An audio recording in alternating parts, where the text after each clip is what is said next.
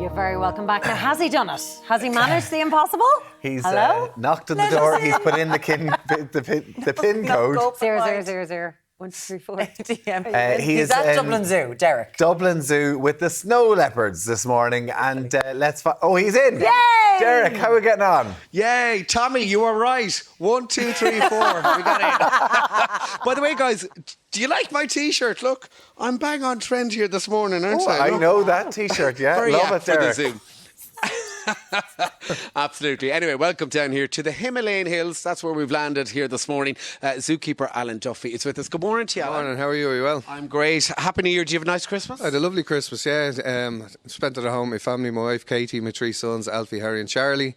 Santi came, he was very good to them, so they had a great morning. There's a lot of excitement, so it was brilliant, you know. Now, you're back to work. I suppose you didn't get much time off over the Christmas, did you? No, in fairness, the zoo, the animals don't particularly care for what day it is, so we were in Christmas Day, but it was a couple of hours. Like the management look after you here, they give you a few hours, they split the shifts, so you kind of get to spend that time with the family, so it was good, you know. Didn't spend too much time here, and everything that needed to get done was done, you know. Now, we're up here in the Himalayan Hills and you look after the snow leopards. Tell us about the snow leopards themselves. Yeah, so we've 2 snow leopards here. You got a good shot of them there. We've got one male, Otto is his name, he's 10 years of age. He came from Estonia last year. And then we've got a female who's 12, her name is Tashi. She's been with us for over 10 years. The 2 of them kind of cohabitate quite well together. They live quite well together.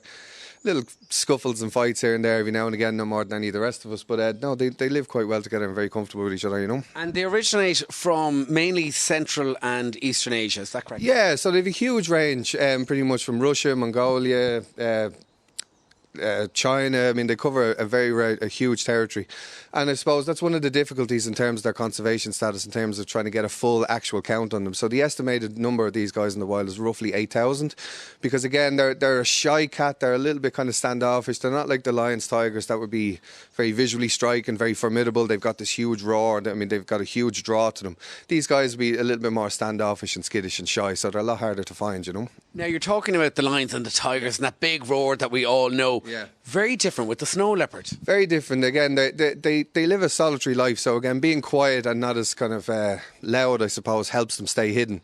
So they do like a chuff to each other. Well, a chuff more so if they come across another male or so as a greeting, and then the females can do kind of a loud pitch, kind of almost like a cry, I suppose, for want of a better word, to draw the attention of a male for a particular time of year. So, yeah, if she's in breeding season. Yeah. Give us the example of the chuff. How does it sound? Well, it wouldn't be any good, but it'd be like a and then it'd be very similar to like a domestic cat when they're kind of happy or they want to rub heads and stuff like that. So these guys will walk by each other, they do that little chuff, they'll do the head rub and kind of continue on their day. But again, they spend a lot of their time kind of non-vocal, you know, they're very quiet. Now, they live in high altitudes. Yeah. Tell us about the special adaptations of the species. Well, they're highly adapted to living in high altitudes and cold temperatures. So their whole body's designed for kind of surviving cold. So, I mean, their whole body's covered in fur. That's a very obvious thing to say, but keeps them warm. But their ears, they're a little bit kind of smaller. They're more curved to keep the wind off them, again, to reduce heat loss. Their snout is designed for when they breathe in to almost heat the cold air. So when it gets to the lungs, it doesn't cool down their body temperature. Their tail is designed in such a way that it helps them when they're hunting prey to keep them balanced. But also if it gets particularly cold, they curve themselves in and they wrap the towel around and covers the snout, because they could lose heat through the nose, so that keeps that covered.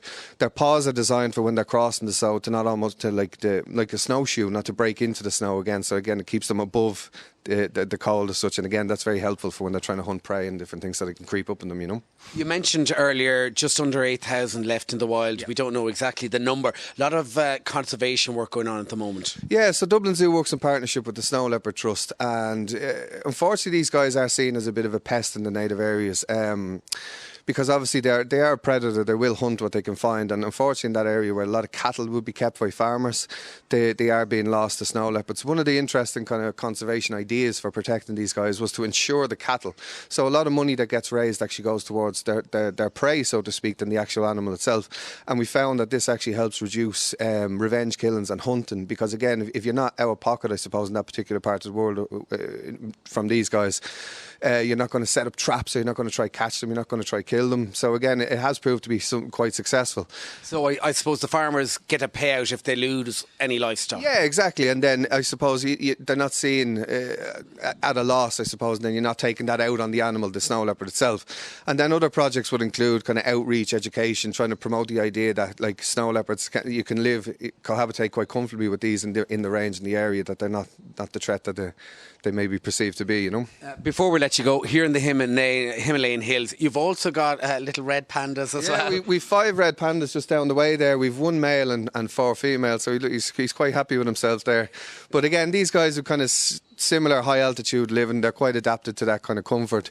And one of the things that we tried to give them in the new habitat was height. So you come along, you'll see them on any day. You'll see the snow leopards here, walk a couple of metres down the way, look up because they'll be out spending most of their days in the trees. And we were lucky to get shots of the snow leopard this morning because they are quite elusive and they're hard to get to, aren't they? They are indeed, and this habitat was designed to almost give them that natural protection, that natural cover, because this would be very similar to, I suppose, a natural range. They live on slopes, they live on rocky outcrops, and then you've got the caves that they can go into. And again, in a warm day, they can get away from the heat, or if they want to kind of be shy and hide away.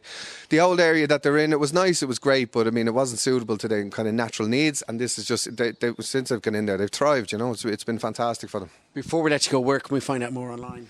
DublinZoo.ie, and you get any information there about snow leopards and any projects that we support or any animals that we have here in the zoo, and I encourage people to go along and have a look at it, you know. All right, you have a busy day ahead. I have a busy day ahead, yeah. You're after disturbing me, but I know, sorry. He kind of looks like a red panda himself, doesn't he? Yeah, a bit grayer. Absolutely. Thank you so much, Alan. Good man. Back to you in studio. Thank you very much, Derek. Love Dublin Zoo. It's a great day out. Great to see you got in eventually as well.